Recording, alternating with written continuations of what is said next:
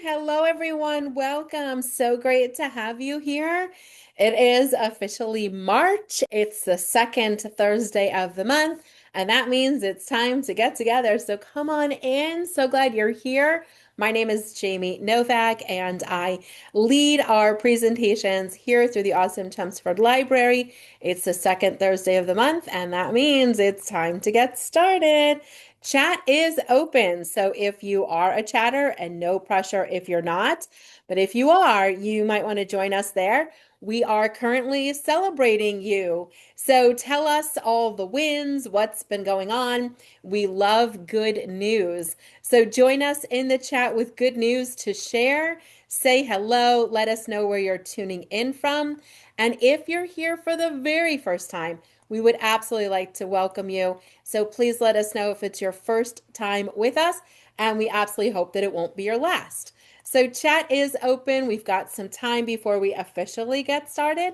So we say hello to Joe. It's great to have you here, Joe. Welcome. And everyone who's tuning in. All right, we've got a lot to cover in our time together. So we're going to get started in just a few moments as we're welcoming everyone in. Hello, Charlene, Tewksbury, Massachusetts. I have a Tewksbury, New Jersey, right down by me. Catherine's here in Medford. We love it. Diana says, I've been doing a great job putting things away rather than putting them down, which we love. Not spending extra time looking for stuff we know we just saw. I love that. Congratulations. That is a huge win. We are celebrating Diana. May Goff is here. Here comes Kathy. Oh my gosh, welcome everyone. Catherine, it's great to have you here. We are going to officially get started in just a moment. We're welcoming in all of our friends from all around the world. Cindy is here. Welcome, welcome. So we love good news. We love to celebrate your wins. We love to recognize your accomplishments. And if you like to chat, please do join us there. Karen is checking in from Hamilton. It's no pressure. If you're not a chatter, can't find the chat, whatever, no worries there. But if you're like, yes, let me chat, let me say hello, hi Joyce, then please do come on in. So we always love to celebrate your wins, and it's not every day in our lives where we are surrounded by people that are maybe of a similar mindset, where we're all trying to get organized and simplify our lives. And so if you were to say to someone that you know, friend, family member, neighbor, coworker, like, I cleared a drawer, and they're like, oh, yay, right? And so they're going to be happy for you. But here we are like jumping up and down, cheering. Every step forward is a positive move. So, yay. Oh, thanks, Bonnie. I'm glad I tried to change it up. So, yay. All right, lots of good stuff. Joe's lost count of how many times. So if it is your first time, let us know so that we can celebrate you. If you've been here a while, maybe you've been coming a few months or years, let us know. It's fun to keep count, but I'm just really glad you're here regardless of everything else. So it's officially 7 o'clock Eastern time. New York, New Jersey time. And so we're going to go ahead and get started, but we do invite you to join us in the chat. Mark says hello. There's Kimberly. Missed last month, but oh, that's okay. It happens. It happens. We missed you too, but come on back. And it's the second Thursday of every month. Esther's here from Sharon. We love it. All right. Well, we're welcoming everyone in. And remember, today's topic is all about the paperwork. So file, pile, sort, and shred. So this is what we're looking at here. And we are getting ready for tax season. And maybe you are ahead of things and already filed taxes before the deadline. Maybe it's been on your to-do list, so we'll try to make it a little bit easier. But I think regardless of taxes, I think just paperwork in general is a very important topic, and you may have more than your share of paperwork to talk about. So, hi Carla, welcome in. We are going to chat about all of this. We're here together for just about an hour. Chat's open for Q&A, and here we go. So I'm guessing you have some paper, and maybe that's why you're here.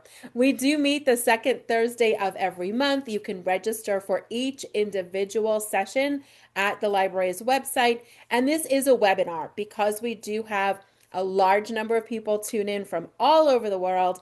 A meeting just isn't possible. It couldn't hold everyone, and we wouldn't want anyone to be left out. So the library has generously given us this opportunity as a webinar. So you can see me, hopefully, but you will not be able to like unmute or interact in that way. Chat is really our only option. So hopefully that works really well for you.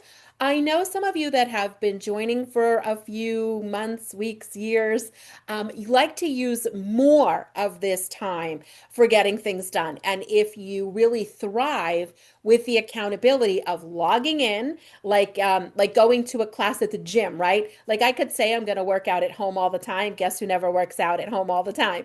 But when I sign up for a class, I go. And so the accountability, that external accountability, can be a way that for those of us that might put things off, and I'm raising my hand about that one, I really thrive with getting things done. So if you're tuning in and you're like, Jamie, can I use like this whole hour to get stuff done? Absolutely. If it works well for you to sort of multitask, hear me in the background and do your decluttering, go for it in any category, including paper. If you prefer to like maybe sit and pay more attention, we will have a timed moment where I'll stop talking and then you can go get a little something done. So if you want to tackle your to be read pile or your current mail, or you want to go through a little bit of a filing cabinet drawer, you will have time to do that where I won't be saying anything so you won't miss anything. So please use the time in the way that works best for you this evening. And I'm just really glad you're here. So here we go. All right. So second Thursday of the month, I will give you the topics coming up a little bit later on. So if you're like, what's coming up? What can I sign up for? And remember, if any topic isn't really like, I don't know, that one doesn't really suit me, come on in because you can still use the time for that dedicated decluttering moment, no matter the topic. So, and this is me. I know so many of you already, so we are became fast friends. If we're just meeting for the first time, I hope we'll get to see you again. My name is Jamie Novak. My website is jamienovak.com. These are my books. You can borrow them from the library wherever books are sold. The newest one is Keep This, Toss That. And if you're looking for supplemental reading, I would say that's the one to start with. It's written in checklist format that makes reading super simple. And you don't have to read it cover to cover. You just turn to the chapter of what you're working on. So Keep This, Toss That. The newer one has the blue outline, and there it is. All right, so we can stay in touch after the presentation, but for tonight, this is our agenda. So I'm going to share with you 3 questions that I absolutely ask myself about just about every piece of paper in my life. And there are lots of pieces of paper in my life. We're going to look at a tax filing checklist. And when we do, you would be very welcome to take a screenshot, take a picture of the screen, in some way capture that. So you'd be very welcome to do that. We'll also look at a list of personal documents that we should be keeping safe. Definitely safer than a drawer or even a file in a filing cabinet. So we'll look at papers to keep, papers to shred, and we will look at a live tidy moment where, as I mentioned, I'll stop teaching and pause and offer you the opportunity to move away from the screen if that's available to you and go through some papers or any other smallish task. We're not going to have a lot of time, but I think you might really surprise yourself when a timer is ticking down in the background and we have like the accountability and enthusiasm of a group. You can probably get through a pile of papers a lot faster than you imagined. So that being said, if you are going to be working live with us, you might want to apply a little non-greasy hand lotion. And that's because when we're working with papers, to hopefully prevent paper cuts, if we moisturize our hands. The oils in our fingers are often absorbed by the paper, making your fingers more prone to paper cuts. So we always want you to organize safely, and that's just a little insider hint. As a professional organizer for years, I would always have hand lotion with me for that exact reason. All right, so this is what we've got going on this evening, and if all or some of this looks like why you tuned in, then you're definitely in the right place. And we are very glad to continue on. Here I am giving my paper pile the side eye. So if you feel the same way about paper, all the stuff that I'm like, what am I doing? And you can see in there, I've got a menu for a restaurant that closed. I have a catalog for a company I don't order from. There's a selection of paint colors. I already chose and painted the room, so I certainly don't need those. And some of you may recognize that blue piece of paper with sort of the orange starburst. Let me pop into chat and see if anyone recognizes that. It's that dark blue piece of paper. You don't get them anymore, but we did get them multiples for years, and it's got like that orange starburst. Is it looking familiar to anyone? Oh yes, Heather's got it. Bed Bath and Beyond. Lisa's right after that. Yep, Bed Bath and Beyond's coupon. So the brick and mortar stores have closed, and if you have some of those, the online codes are totally different. So I love. Oh, Lisa, yeah, miss them. Yeah, yeah, absolutely. I hear you on that. It was like such a fun store. Oh gosh. Okay. So if any of that looks familiar in your paper pile, if you've got a to be read pile, if you've got an overflowing filing cabinet, welcome. You've definitely tuned into the right presentation. So I'm just wondering, and no pressure to weigh in, but in the chat, if you'd like to let us know on like a scale of 1 to 10, how overwhelmed by piles of paper are you? 1 is like, I got this. I don't have a lot. 10 is, oh my goodness. I've just got avalanches of paper overflowing. Yeah, Doug says 8. I love that. We got a 6, Carrie. I love that. 8 for Valerie. 9. Catherine's going. Lisa's giving us a 10 plus.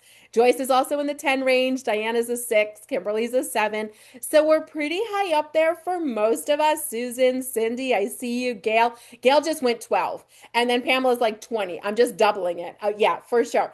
Now, Jane, we need to know your secret because Jane's at a 5, and I feel like that's like more manageable. Deborah's got an 8. Edith's going 20, just going way out there. Barbara also, what's your secret? We're at a 5, which I kind of really like.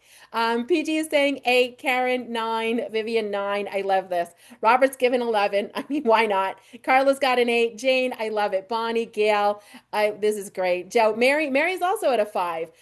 There we go. And Sabrina. Yeah. And Kathy's saying just like years of stuff. Martha, for sure. Jean, I love it. Ellen gave herself a star, right? So, Pat, thank you so much for weighing in, everyone. This is it. This is why we're here. More paper arrives.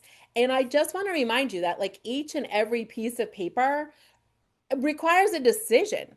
And if we already are like experiencing like a decision fatigue because we're making decisions from the minute we wake up, like all throughout the day, and then by the time we might like at the end of the evening bring in the mail or something, we're like out of decision making ability. Like you almost physically can't make another decision. There's just so much going on. And then I'm like, am I going to go to the party? Am I going to use this coupon? What is this even telling me? I don't know why I have this paper. And then trying to decipher junk mail from like the regular mail I need. There's a lot. So if you're feeling behind, as so many of you shared, and it's very relatable, this is the challenge. So, okay, we've got a lot to cover. Here we continue on because I did promise you some questions to ask. And remember, if it feels like decades of paper, years of paper, filing cabinets overflowing, we're not going to solve it all tonight, but we're definitely going to get started. And our hope is to give you strategies and techniques going forward so it doesn't pile up quite so much. So that is the plan. Well, let's go ahead and look at those questions because each and every piece of paper requires a decision. Yep, absolutely. And I love what so many of you are sharing with us. Like Barbara F says, my piles have piles. Barbara W says something very clever in the chat. It says, years ago, I learned to file to retrieve, not to store. And I could not agree with that statement more. And then as a reminder, paper does attract a lot of dust, can attract pests. So we certainly want to be sure that we're rotating it. But here are some questions that I thought might be helpful. These are the 3 questions I try to remember to ask myself when I'm going through paper, when mail arrives, when I have a piece of paper in my hands. And the first question is, what is this paper telling me? What is this paper telling me? So I'm guessing, I can't really think of an example where the paper is not telling me something. So I think every piece of paper tells us something. whether it's a crayon drawing that my niece made for me. She's telling me this is my artwork and I love you and I made this for you. So even that, right? It's telling me something. But when we talk about like the paper that arrives and the paper we print, and it's the paper is telling me this is a recipe for how to create this dish or bake this thing. That's what the paper's telling me. The paper is telling me, you're invited. There's a party. We want you to come and RSVP. What is this paper telling me? There's an event happening at the library. This is the date. This is the time. This is how to register. That's what the paper is telling me. What is the paper telling me? You have an account with us, and this is your account information, and this is the activity on your account since the last time we sent you the last statement. So, what is this paper telling me? And when I can understand what the paper is telling me, I think I'm in a better position to make a decision about what to do with the piece of paper. So I begin with what is the paper telling me? That's where I start.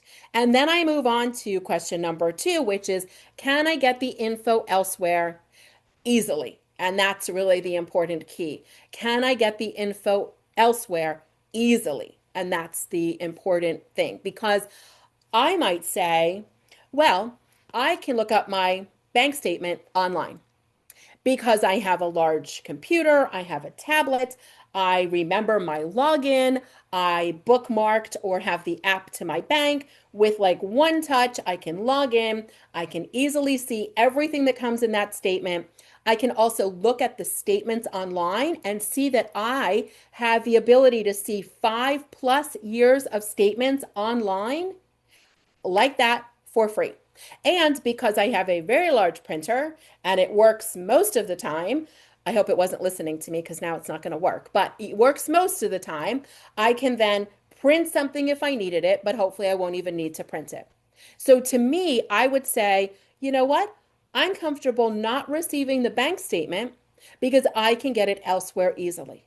Now you might say, oh, no, no, no. When you say easily, I forget my username. I don't like to log on. I didn't turn on mobile banking. I like to get the paper statement. So then that's not easy. So that's where there's no cookie cutter solution. It's totally up to you. So can I get the information elsewhere easily? Let's say you belong to an organization and there's a secretary that takes minutes. And at the next meeting, they hand out minutes to everyone. I would think, oh, they gave it to me. I have to take it home. But then I realized, no, wait a minute. It's telling me this is what happened at the last meeting, right? What is the paper telling me? And the secretary is required to keep those. So if I ever want to look at them, I can just ask. I can easily get that elsewhere. So just some things to think about. There's a third and final question here, and it goes back to what was mentioned in the chat about how we file. Where would I look for this, right? Where would I look for this? So Barbara W. in the chats hit on exactly the right note when she shared, we file for retrieval, not simply to store. So where would I look for this? So when the bank sent me a letter, a very official looking letter, and I thought something was wrong, it was just a letter to say we're changing our customer service phone number. I mean, okay. So the paper's telling me dial a new number if you have to call the bank. Is it available elsewhere easily? Sure is. It's on the next statement, it's on their website, it's on their social media, it's all over the place. And when you call the old number, it tells you to call the new number. So very easily available elsewhere. Where would I look for this? Well, Jamie 2, 3 years ago would have put that piece of paper down, put the letter down in the pile of everything else, probably never to be seen again. And when I did find it again, I wouldn't even remember what year, what it was. So now, Jamie 2026 pulled out her phone, updated the bank contact information in the contacts, and then delete, shred, discarded, because it did have some personal information, the letter. Done. But let's remember, that's one piece of paper. And if you're getting 20, 30, 40 pieces of paper a day, a week, it can be challenging to keep up. So we're going to get quicker about looking at these questions. What is the paper telling me? Can I get it elsewhere easily? And where would I look for this? And this can sometimes help us. So there we go. All right, let's continue on because I want to share a staggering statistic with you. There were a few surveys done, and I don't know how scientific they are, but 90+% of the papers we keep are never referenced again. I would say that's certainly true for me. Recipes that I've never made, day trip ideas and different hobby things that I never created, crafting things, brochures and prospectus for insurance and statements. And when I just look at it, I go, yeah, I've never referenced this stuff. I didn't even know that I had it. So that is a staggering statistic. And if it seems true for you too, we're going to look at what we can do for some of it. So here we are with that tax filing checklist that I promised you. We can certainly circle back to it if you need it again later. You are now welcome to either take a picture, take a screenshot. There's a lot on here that might not apply to you. So what I tried to do was to create you a checklist that would cover like what absolutely everyone might need when they go to file their taxes. And then you are going to make your own list based on what you need. So if you're not in college, if you don't have anyone in your, tax paying group that is in college, then you're not going to need the college tuition page, right? You're not going to need childcare expenses if you don't have a child in childcare. But I just tried to be, all inclusive here. And of course, anything that arrives either in the email or in the mail marked like important tax document, we certainly want to hold on to that, even if it's not on the list. So if you're an educator and you put money out of pocket to purchase supplies, that's the kind of a receipt that we would want you to have. So there may be other things that I didn't think of that are specific to you. So add them to the list, cross off the stuff that doesn't apply. If you file your own taxes, you probably have a record. If you go somewhere and have them filed, if it's like a company, they'll keep them usually, as long as they stay open. But what you'll probably need is a photo ID if you go in person. Your last tax return is super helpful, so we can just compare and make sure the information's right. And if you want to note your tax preparer's contact information, if you do log on online, what's the username and password? I have a 4-digit PIN that I just had to look up again today because I only use it once a year, but I need to know where it is. And like what bank account, if you have more than one account, or what credit card does the refund go to? Do you make your payments? And then if there's anyone that's, on your taxes, like dependents, and possibly at least the last 4 digits of social security numbers and dates of birth. And that way, when you get to the appointment, if you go or if you sit down to do them, we don't have to get up and go find something. So the way that I did this was I made a tax filing checklist for myself, and then I put it in a file folder. You could put it in a clear plastic sheet protector, but I use it year after year after year. So if you had it like in a file folder, then as the documents come in for the next year, you have a place to put them. And then your checklist is ready to go. If you are more of but Jamie, you're saying go paperless for things. Why do I need more paper? I took a picture of it. I took a screenshot of it. Then maybe pop it into your email. So email it to yourself. And if you put something like the subject line like tax, then next year when you go to file taxes and you're like, remember I got that tax filing checklist, and you search your email using the word tax, that email that you sent yourself tonight will come up in the search because you're using a keyword to find it. So if that's helpful, if you're trying to go paperless, the only other way that I can think of to do this easily, and you might have a more, tech way that works better for you. But if you are a person that takes notes on your phone, so if you are a person that takes notes on your phone, you can open up your notes app. So all of us, Android users, Apple users have a notes app. We can open up the notes app on our phone. It opens up a new little, white note page, and you could title it something like taxes, and then you can push like the plus sign or the 3 dots and add the picture to the note. So the picture will be there the next time you need it, so that it's not one picture in 10,000 pictures of digital pictures on your phone. So I wanted to leave this up with enough time for you to grab a snapshot or take any information that you needed from it. Hopefully you got what you needed, but I can certainly circle back. So there we go. All right. Are we feeling excited about going through papers now? This is not an advertisement. It is not that I think we all need to go out and buy more things, but I just wanted you to know that this exists, especially if you have a shredder, but we're not having it turned on all the time. If you do have a shredder, may I invite you to send through lubricant sheets every so often? Those are just going to grease all the internal wheels and things, the gears and, like the paper shredding parts. Because if you don't, you'll burn the shredder out. And I know that because I've burnt a shredder out.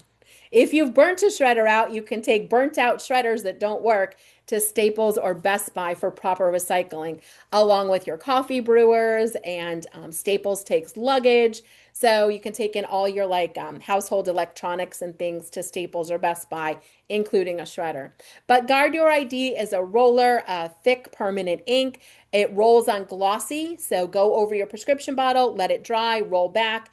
Glossy paper, and it will obscure your personal information, which then allows you, if you feel comfortable, to recycle the paper as opposed to having a to be shred pile that then we don't always get to shredding. So Mary G says, I love it. I used to shred. I love mine too. Kimberly says, I've got it and I love it. I couldn't agree more. It's kind of fun too, because then I'm like, and don't send me any more paper. And I like, it's sort of like an art project. So it's a pack of three. Amazon is just one place to get them. I have one in the entryway where I open mail, one in the kitchen, and one in the office drawer. Guard Your ID roller. So I just wanted to let you know it exists in case you're behind on your shredding. And my town doesn't even allow us to recycle our shred. So if I shred it, then I can't recycle it, and then I feel bad about that. So I just want to remind you, I'm not a lawyer, even though I do watch legal shows on TV, and I'm not a CPA. So I can guide you from an organizational standpoint, but if you're uncertain, please do check with like a credentialed professional, which is perfect timing. If you haven't filed taxes yet and you're going to be going, make a list of questions. So what to shred and what to keep. This is just a very like umbrella look at like the five areas. So let's just look at them together. So paperwork that you use to file taxes, right? So I don't mean every statement from every month throughout the year. What I mean is the year-end one. So not every pay stub, but the W-2. Not every interest statement, but the year-end interest summaries, right? And what the IRS says on their website, and you'll check this for your own comfort and make sure we're on the same page, they ask you to please hold on to your tax filing paperwork, which is, usually not all that much because it's not every statement, but what you take to file taxes, please hold on to that for 3 years at a minimum. You might want to file an amendment. They might have a question. It's a whole thing. So as long as everything's caught up, like we're all good, you've made your payments, they've given you a refund, we're all good, then 3 years is a pretty good guideline. But what they also say is, hey, if you've done something unusual, then I would say, they say 7 years because, like, for example, you took like a big gambling loss or bankruptcy loss or something. Again, not a CPA, but then they can expand the 3 years to 7 years. So you just want to be protected. And you might say, Jamie, you know what? I just want to save them all. Save them all. Jamie, I have no idea where they are. Don't panic. Just save the next one and it's going to work out. But paperwork used to file taxes, you'll often hear the 7-year paper rule, and that's why. Car, if you have vehicles. Home, if you own or rent a home. I would say while you own the vehicle, it's not just a car, motorcycle, RV, camper, all the different types of vehicles, boats, and then a home, whether you own or rent, receipts for repairs that you're owed money back from the person who owns the home, all sorts of those types of things. One file, newest and front works. Of course, if you go to sell, there might be like a capital gains tax. Again, not a CPA, but a lot of things. Insurance policies, while active. So the current insurance policy, while active. Older insurance policies, only if you had a claim. So the and again, the insurance company has this stuff, but the newest, the current in-force policy, and then if you had a claim on a policy, not medical, but like home and vehicle, 3 years, just in case, something's unsettled and it comes back, you'll have everything at your fingertips. We're going to look at personal documents and final paperwork, like a will, a trust, things like that. And that's a lifetime. We're just keeping them for a lifetime. And then finally, anything that offers you paperless. So anytime you receive an envelope in the mail and it says, go paperless, go green, stop the paper, that is a huge clue. I mean, a huge clue, letting you know, Hello, you do not need to hold on to this in paper form because we're telling you to go paperless because we're keeping the original set of records safe. And we're only giving you a courtesy copy, and the courtesy copies can get out of control at home pretty quickly. So if it says you can go paperless for medical and bills and statements and all the things, you can. Whether or not you want to is your choice. And there's probably someone here who's going to say, but Jamie, I use that bill arriving in the mail as a reminder to pay the bill. And I hear that. And I wouldn't want you to miss something because we were sort of maybe feeling like, oh, I needed the paper to remind me. So if you see this, and number 5 on our screen is anything offering paperless, reconsider keeping. Anything offering to go paperless, reconsider keeping. That's number 5 on the screen if it's a little small for you. Sorry about that. So when that happens, what you can do is to call the company and turn on alerts. Turn on alerts. And that you can set an alert for whatever you want to be alerted to, however you want to be alerted by a text message and or an email to say, there's a bill due, there's a statement ready, you made a payment, your payment cleared, there's activity on your account, your payment is overdue, you have a low balance in your bank account, someone used the credit card. I get alerts every time my card is used. So the minute my card goes into the scanner, like at the grocery store, I get a little notification in my text message. It says, you're buying something at the grocery store. And I know I am, so I ignore it. But if I know I'm not, that will be the clue to go, oh, there's activity on my account that I don't recognize. So I have caught fraud that way, but I also, by the time I get back to my car from having returned something, I see an alert that says you have a pending credit. And then I don't have to remember 30 days from now, did I get gas on that day? Did I get my money back? So alerts can be valuable if you think you might like them. You could try turning them on with one company and see how you feel about them. So, if we're trying to simplify our lives, I think that this would be helpful. What I did was to create a statement binder, to create a statement binder for financial. So, I took one 3-ring binder. I put clear plastic sheet protectors in the 3-ring binder because I'm not going to hole punch anything.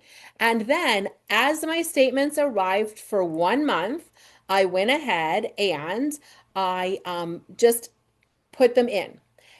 I don't change them every month because it's the same companies. I only need the first page. I only need the first page because I only need to know the company, the account number, their contact information. And this allows me to then at a glance know every single account that I have, utilities and insurances and cars and banking and investments.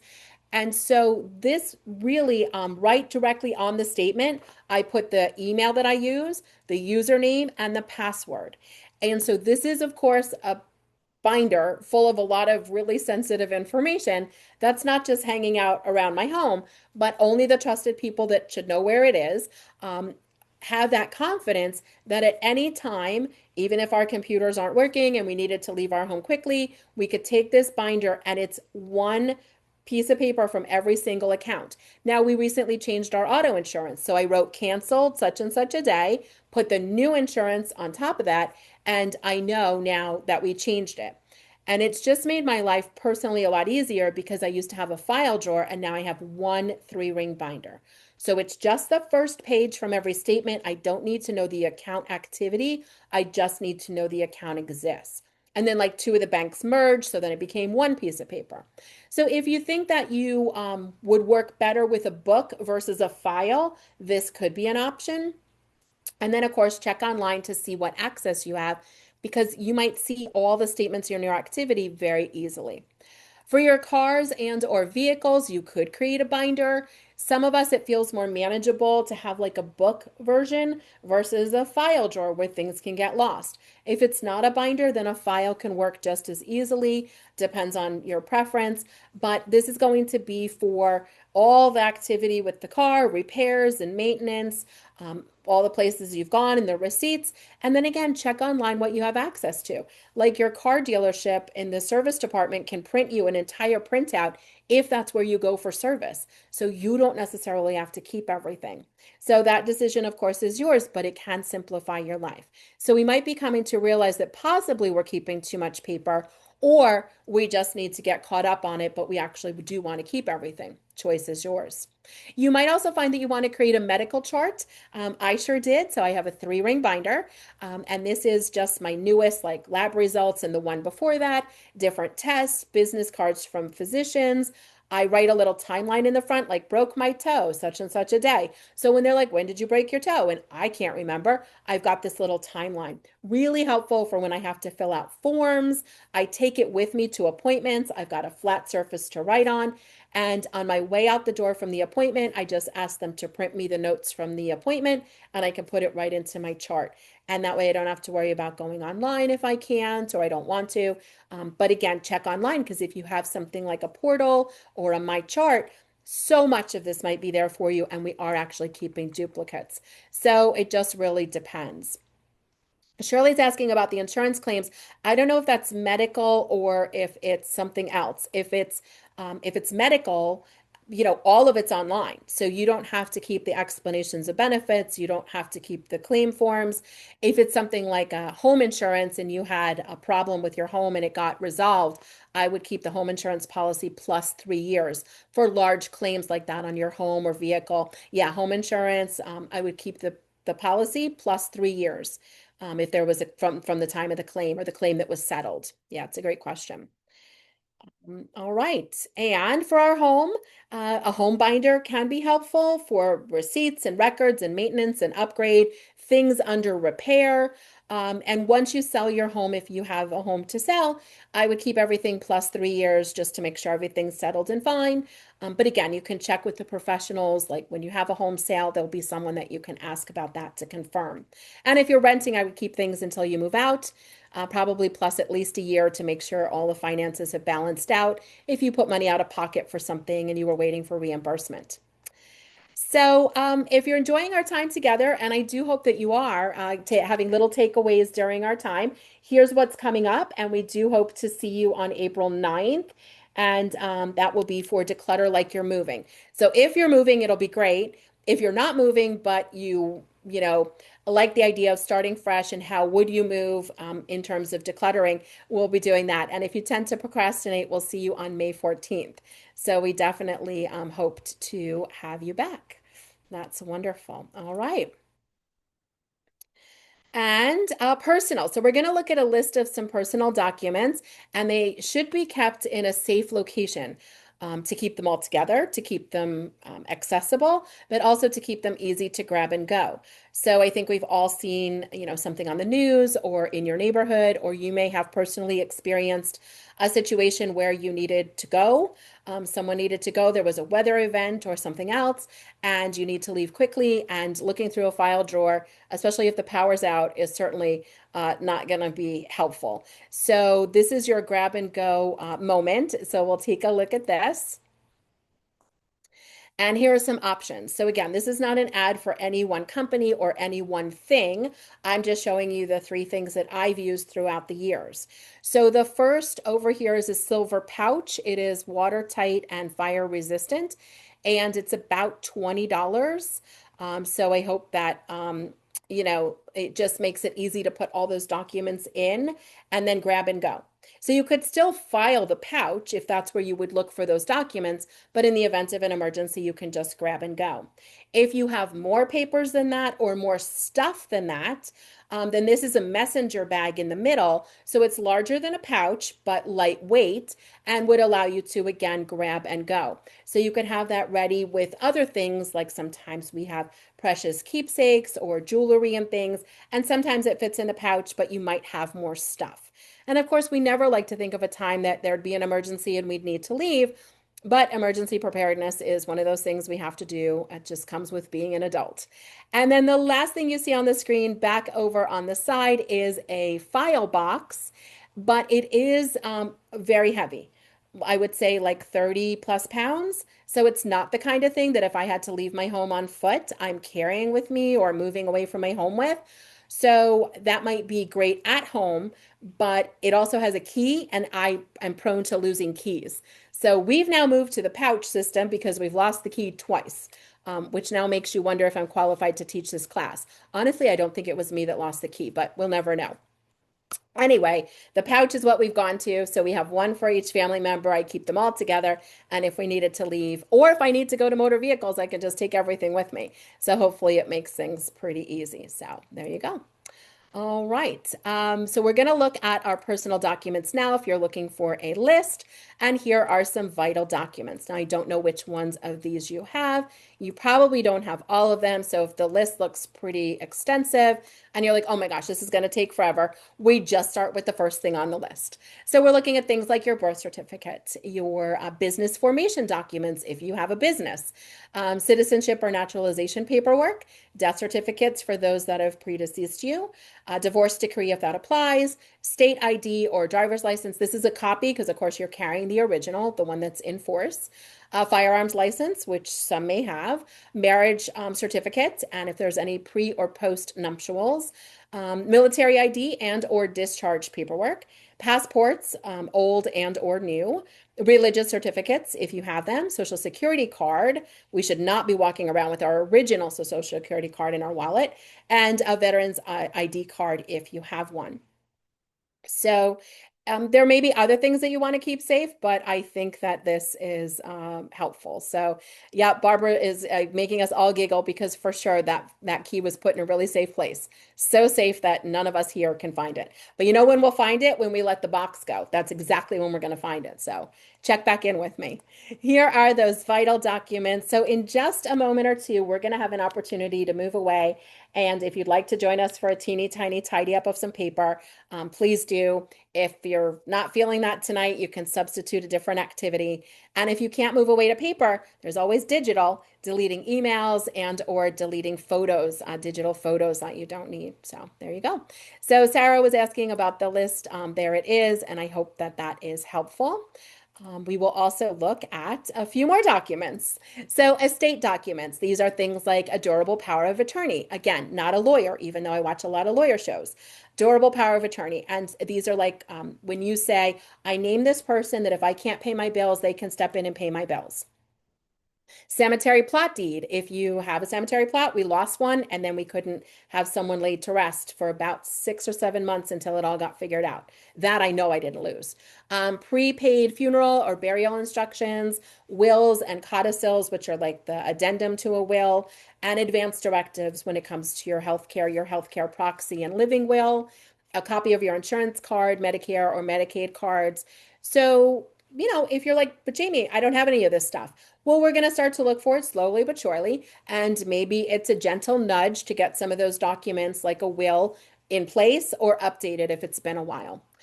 Insurance, the most important part of that insurance packet is the declarations page. It's usually around like the third piece of paper in that packet that insurance sends.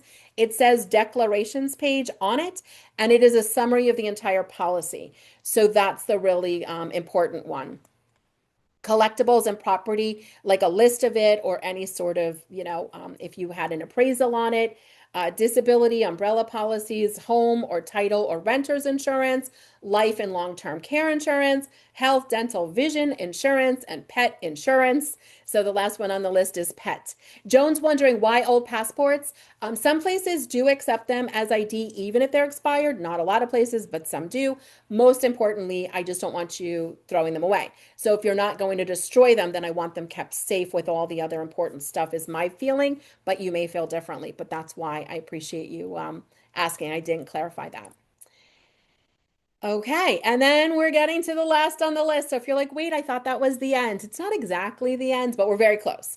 So appraisals of personal property, a list of bank accounts, or like that binder that had one of every statement, certificates of authenticity for things like collectibles, a list of credit cards, or again, I go back to my statement binder because I have one of every credit card statement, investment accounts, a list or one of every statement. If you have paper bonds or stock certificates, they usually only give them to you once.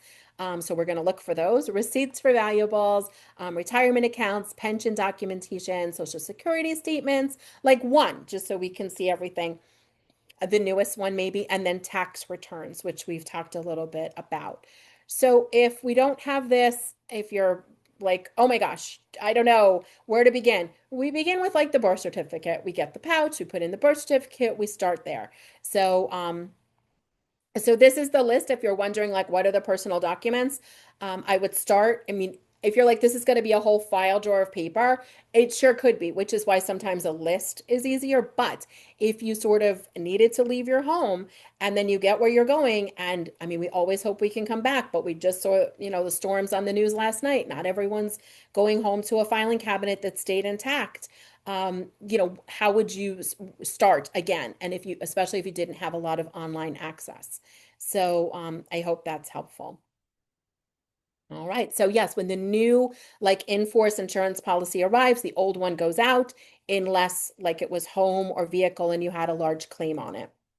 So finally, things like your lease, your mortgage statement, or any letter that says you've ever paid anything off, any warranty documentation about your home, a copy of your vehicle registration, titles for your vehicles. Do we know where they are? Do we have them? That'd be good to take a look for.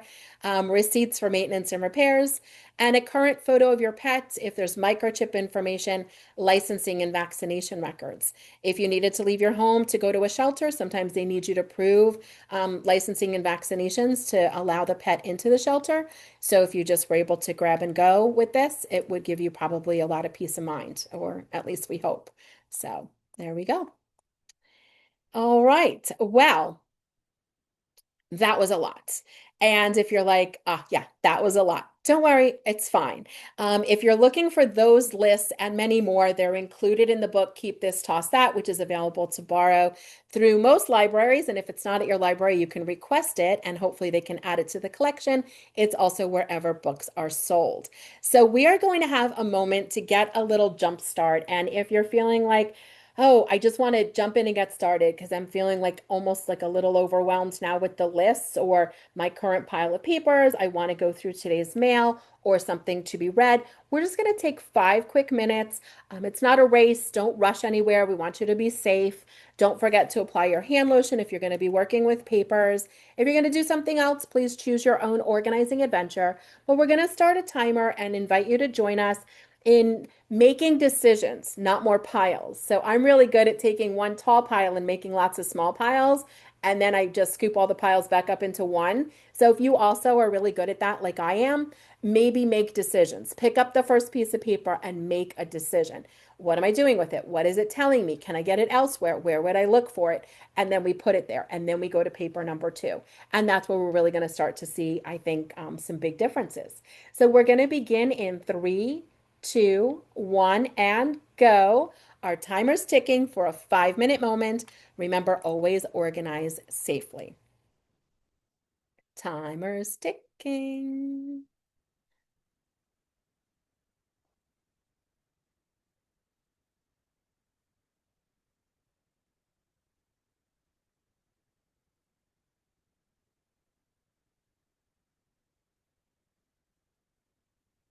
30 seconds in, 4 minutes and 30 seconds to go.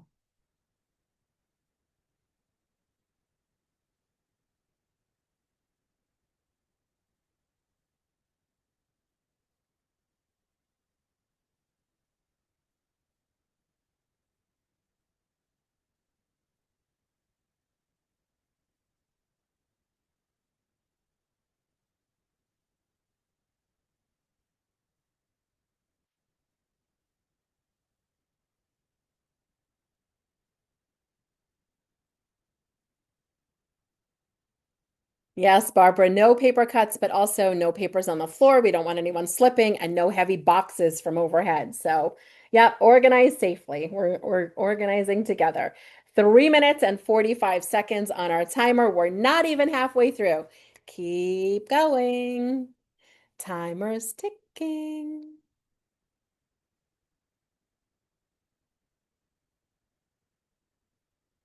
So if you're wondering, what are we doing? You might go through a pile of old recipes and find some to go, expired coupons, today's mail. You might file something. You might clear out a file from a filing drawer so you can make space, whatever you might like to do. Timer's ticking. Oh, Barbara's petting the cats. Yes, my newly adopted Delilah would like that, but she's on the floor, so she'll have to wait just a few more minutes. 3 minutes, we're not even halfway through, which means you can make even more progress. Keep going. Timer's ticking.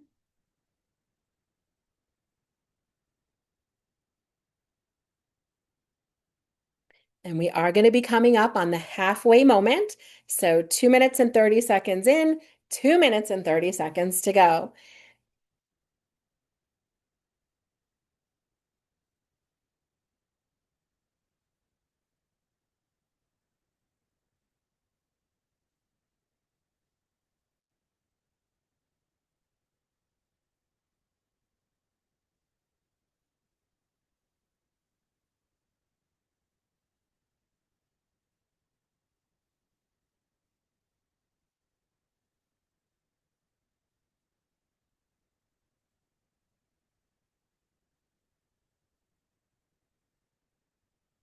Two-minute warning.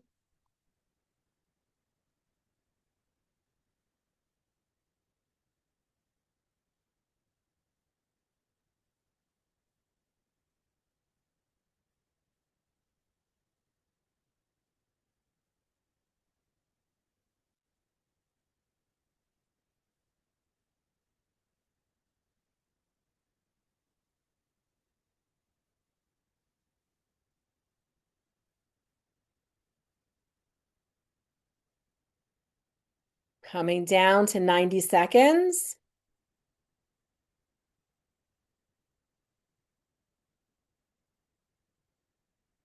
Tick, tick, tick of the timer. We're now down to our final minute. Were you able to find a paper or two to look at, to decide about, maybe to sort, shred, or recycle? We'll be back in a minute.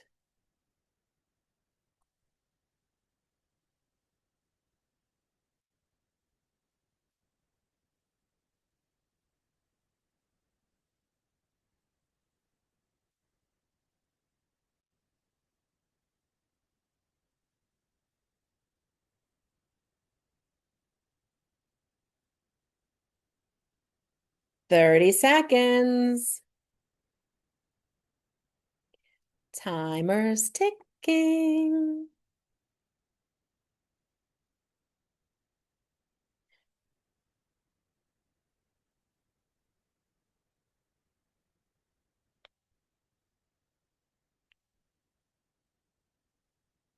10, 9, 8, 7, 6, 5, 4, 3, 2, 1, and we are done. Whoop-hoo. All right, that is our timer letting us know that 5 minutes has elapsed and we are done. So if this was maybe your first time working with us in a timed moment and you're just kind of starting to understand how it could work for you, or paper was a little more difficult than some other months where we're just going through like a junk drawer and you can find stuff like that, just be patient with me and with yourself as we're just moving forward one step at a time. So we do want to celebrate your wins and wrap up with just a few more slides. Before we do, I want to mention there was a comment about putting the documents into a bank deposit box. So do go ahead and share with us in the chat if you just experienced a win. So we love that. Carla says, deleted some photos, which is a big win. We love that for you. Yay. So share your wins in the chat if you choose to. We always love to call them out. But a bank deposit box, not every bank has them. Sometimes they cost money. And then I am not for or against them for you. You're going to make your own decision. I'm just asking you if you're not available and you want to send a trusted person to your home to get a document, you can. You can't just send someone to go to the bank. Also, my bank was closed. My bank was closed when there was flooding, which is when I would need the stuff that's in the bank because there was flooding. So it's certainly up to you, but I just want you to think about all the possibilities and maybe reconsider having things in a bank. Again, totally your choice. So Becky got some photos gone. We love that. Sabrina said bye-bye to those store receipts and advertisement booklets, which we love. Stuff off the printer. Oh my gosh, Esther, 4 years old on the printer. That's like vintage stuff. I love it. Yeah, DM shares, my lawyer advised against a bank deposit box. I have had that same experience. KS is caught up on mail. So did Valerie, which we love. So that is pretty awesome. Sabrina's just sharing a little bit of a doubts of throwing away a bill I paid, medical or credit card. Should we keep the utility statements when they're on auto pay? I absolutely understand that. When I first moved to like auto pay or, all going paperless, I was like, this feels very abstract. I can't touch anything. So I kept a list of what I went on auto pay. I kept a list of what I went on paperless so I wouldn't forget what they were. And all of this is with the company. Proof of payment, even a credit card bill is not proof of payment because it doesn't show what you paid, it just shows the amount. And the bill is only proof of what you owe, not even proof of payment. So if you feel more comfortable, keep the newest one. If you want to even keep a year, but when we're keeping things going back to like 1928, you're going, oh my gosh, not so much. So it's always up to you, but you'll decide. I certainly had that moment of I don't know. So grocery store flyers are on their way out and sorted some box. You all did some great things. And Joe just registered for April, which was a good use of time. I love that. So we'll see each other in April. These are the things I don't toss. Greeting cards. I love them. A loved one held it. They wrote something. If someone just signed my name or I have a few from a lovely person, I might just keep one. Family recipes are one of my favorite things. I love, again, the stains and the splatters and handwritten letters. I mean, those are the things that I cannot recreate. I will let something else go to create space for a box of this stuff. So this is important to me. You may not feel the same way, but I'm guessing there's certain things that you wouldn't want to let go of. Maria says, yeah, me too. I mean, I'm not, right? So there was a question. Sabrina says, I love the idea of listing the things on auto pay. Yes. And because I have that statement book, if it's on auto pay, I highlight it in green. So as I flip through the book, I'm like auto pay, auto pay, auto pay, and what account it comes out of. And that way, if something's compromised and I have to change accounts, I'll know who to contact to change accounts. So KS is wondering how long we should keep retail receipts until the period of exchange or return has expired. So for most of them, it's usually 30 days. But again, the receipt, you know, like if you ate at the restaurant and the receipt has nothing to do with filing taxes because it's not a business expense, let's say, then we don't need it at all, unless you have a specific reason why you're holding on to it that I'm not thinking of. So we don't need grocery, gas, restaurant receipts at all. You don't need to keep any of them. And we know that because they say to you, do you want to print it? And so because you have the option to say no, it's proof that we don't need it. Whether or not you want it is a different story. So I hope that helps you. So there you go. Okay. All right. So now we look at archiving. So this is just going forward as we're catching up on old paperwork and getting ahead of the other stuff that's coming in. I think what we might be missing in this whole system is the archiving of it all. So if you have no more room to file the things that you do want to keep and file, it might be because the filing cabinet is overflowing. So if we start in the filing cabinet to make space, then we can file the stuff that's on top of the filing cabinet. So the archive happens for me once a year, usually around tax season. It can't happen in January because I need some of that stuff for taxes. So mine usually happens in spring, where I take the oldest year and I put that in deep storage, which is a box in the closet. I take the box in the closet and shred it. The new year goes in the file drawer, and then I'm caught up. But if we're not like rotating the papers, that's how I have outgrown my filing cabinets with stuff I'll never need. So that's really helpful. Going back to the receipts, Carla shares, I keep them until it clears my credit card. Because I have alerts turned on, it automatically clears my account the minute I use it. So that allows me to do that. Carla, I love your system. And then like Allison says, when you go to the grocery store, it's on the app. And that's so true. If you have like like a VIP member number or a frequent shopper number or what. So I had to take something back the other day because the package was open and I didn't know it and it was spoiled. And I was like, I don't have the receipt. And they're like, no problem. Put in your phone number because that attaches to when you checked out. They saw that I bought it and they just refunded the money. And I didn't need any receipts at all, especially if you remember the credit card you used. So lots of different ways to get things done. And we just have to pick one. You don't have to do all this stuff. Do one, right? We just pick one. And an office hour can really help us to process paperwork. We're running a life. You are running an entire life. There's accounts payable, there's accounts receivable, there's invitations, there's a calendar. Like you're running a full life, and life comes with a lot of papers. And so if we were to practice something like I say office hour, just because it sounds pretty nice, doesn't have to be a whole hour. So what if you were to say to me, Jamie, when I put my clothes in, if you do laundry at home, when I put my laundry in for the laundry cycle, I'm going to work on paperwork. The bell rings for laundry, I'm done for the day. But if you go to a laundry room or laundry mat, then that's not as accessible. So maybe you say 30 minutes before your favorite show on Thursday night. So 7:30 to 8 is office, half hour, and then 8 o'clock I watch my show. So it gives us this dedicated time where we're wrapping it around a habit, which means we're more likely to do it. Um, I mean, you're running a life. There's a lot that goes with that. So, yeah, let's do it. Well, I want to thank you so much for joining us. I hope that there were some takeaways. I recognize that it was a lot of content, but my hope is that you will take like one thing that feels doable and then do it, and then do the next thing that feels doable, and then do that. And we just do little by little by little, and that's how we get it done. We want to thank our Chelmsford Library, the friends of the library. There's so much happening at the library. Or if it's not your library, you can get a library card at your library. There's events like this one and so much more, including a library of things and borrowing museum passes. So I'm seeing all the lovely comments. We do hope to see you next month. And here are your upcoming program topics and dates. Come when you can. Even if the topic doesn't speak to you, you can still declutter with us. So I hope that's really helpful. Oh my gosh. Oh, I'm seeing all the lovely comments. The library will upload it onto their YouTube page. I don't know for sure if you get an email. Has anyone that's coming like a month or so before, do you get an email or do you just have to go find it? If you know, let us know because I don't know the answer to that and I will have to find out. Esther says it comes in an email. So yay. That's fantastic. Okay.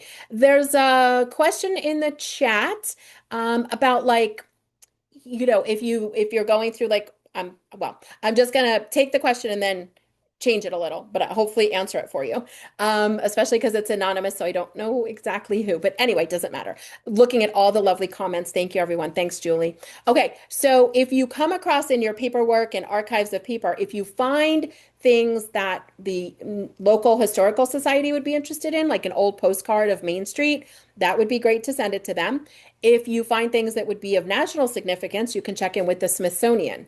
If you yourself are collecting things like this, in the event that, in your town, your region, or nationally or globally, you'll have some, recognition in the future and you're like they might want to have these things on display kind of like about me. I was nominated and inducted into my high school hall of fame and I was had some memorabilia pieces to have on display. So if it's that type of a thing that you're wondering about, yes, I think it would be great to keep a box, not only keep a box of treasures. We talked about things like greeting cards and stuff like that just for ourselves, but then a box of things like this is my career or my writing or whatever it is. And then who knows? Because if that's your goal, I certainly hope that happens for you. So yes, I would hold on to some of those pieces and you can check in with a library or an archivist at a local museum and they would probably have more specific instructions about that, types of boxes like acid-free boxes and things. So I hope that that's helpful and Yeah, that's exciting. So, okay, well, this has been great. We officially have to log off, but boy, I sure hope you're going to come back next month. So, it's all going to be declutter like you're moving, even if you're not really moving. And we're going to have all sorts of tips and tricks, and we're going to start a timer so you can do it along with us. Thanks so much for tuning in. It was great to see you all. Look for the email from the library with the replay and all the other stuff you need. And you can visit jamienovak.com for the podcast and the YouTube show and the daily toss of the day with the free calendar. So pop over there if you'd like some things to do between now and April 9th, which will be the day after my birthday. So I'll be a year older when I see you. See you on April 9th, everyone. Be well. Thank you.